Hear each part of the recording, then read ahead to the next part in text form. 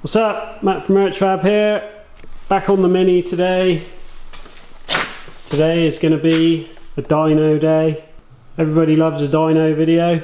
Yeah, carrying on from where I left off, I had loads of really helpful comments and information sent over to me regarding carb setup, these engines in particular. As always, quite a lot of sort of different information, but that is just the way it is. All these cars are a little bit different, so I had lots of suggestions for jetting, and yeah, quite a bit of variety in what was recommended.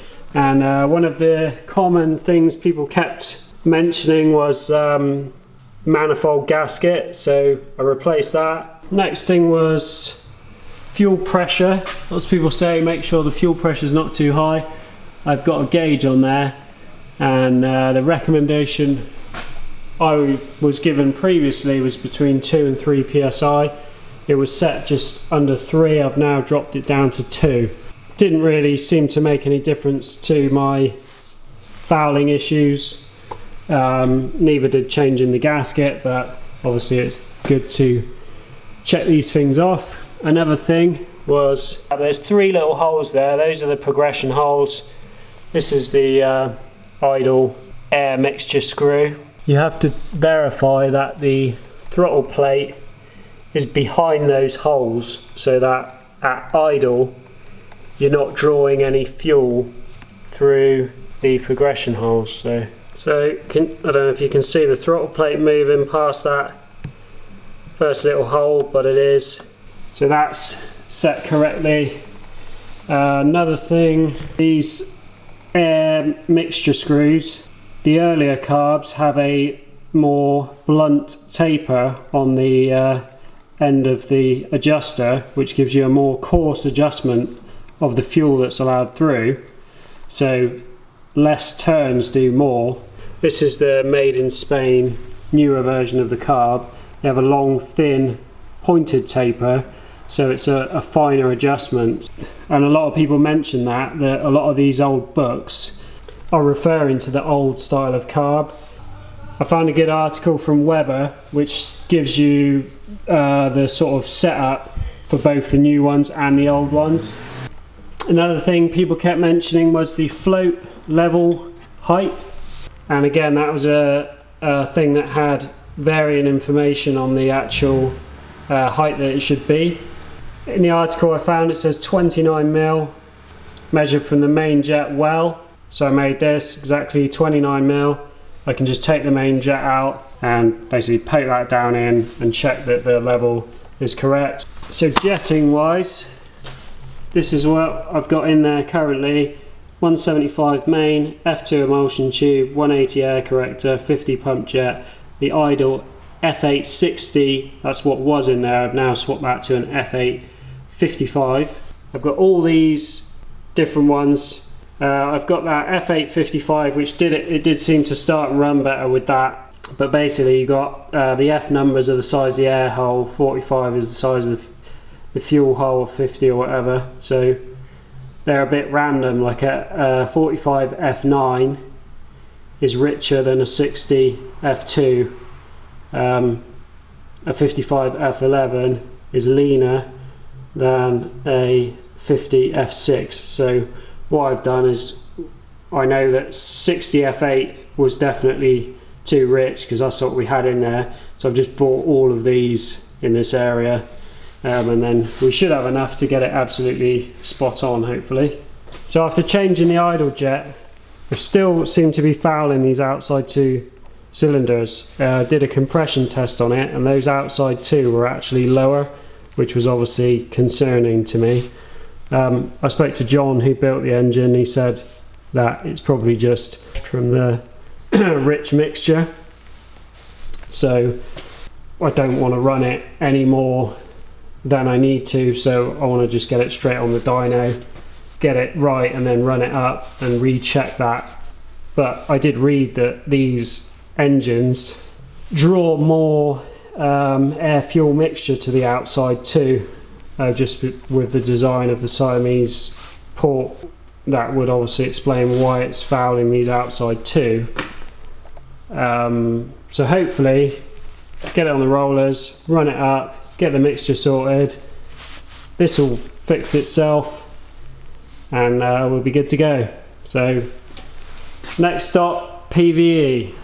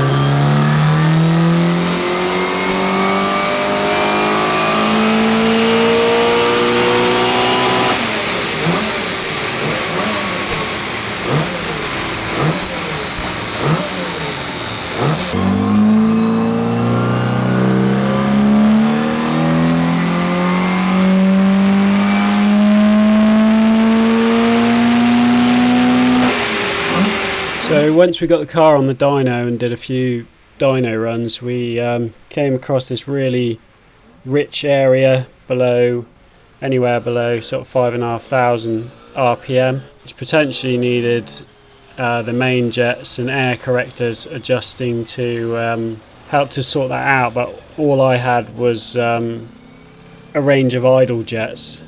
Steve doesn't keep any Weber jets in stock. Carbs aren't really his thing, so all we could do was go through with swapping out different idle jets, and that didn't really seem to make any difference to the area where it was really rich. So there was only so much we could do really.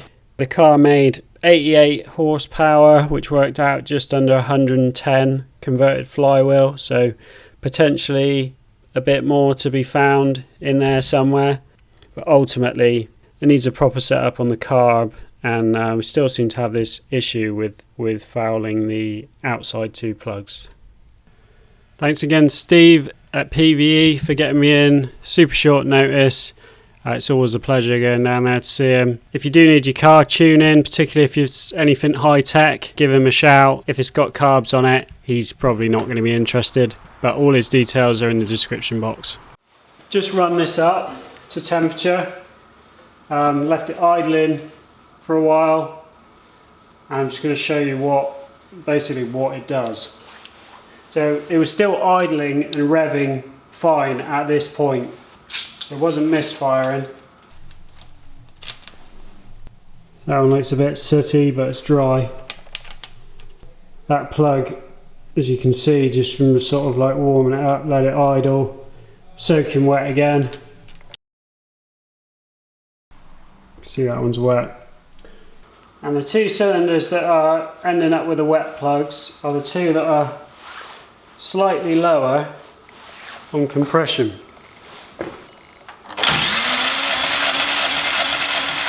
$150, $60, that's exactly $170. Just over $180.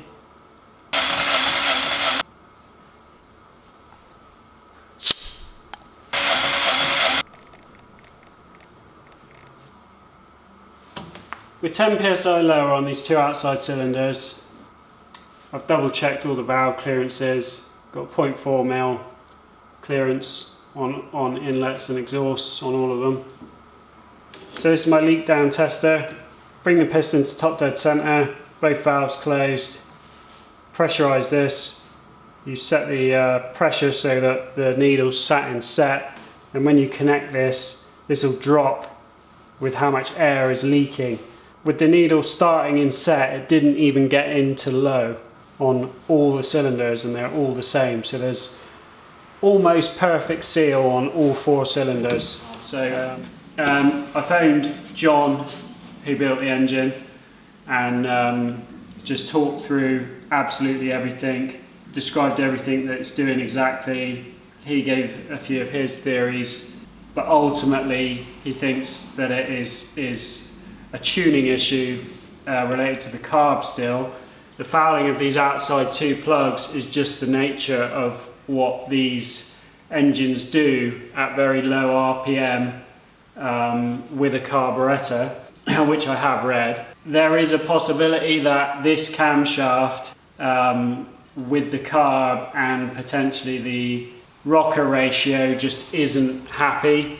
In that case, one of the options was changing the roller rocker ratio. The other option was swapping the camshaft out.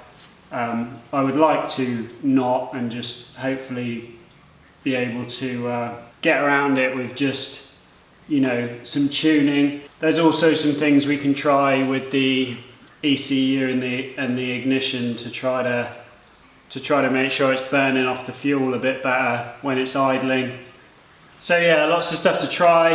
Well, that's going to be in the new year now. On some positive news, the raffle ended and the winner was drawn. It was won by Charlie Hurst, but it's gone to a really good home. Charlie and his mates all chip in, share a workshop, and they all chip in and buy tools and share each other's tools. It's very expensive and difficult to just do it all on your own, buy everything yourself, so I think that's a really good way of doing it if you've got the right people to do it with. And I'm glad that the machine's going to get a decent amount of use. So thanks to everyone that entered that. I'll probably do another one at some point.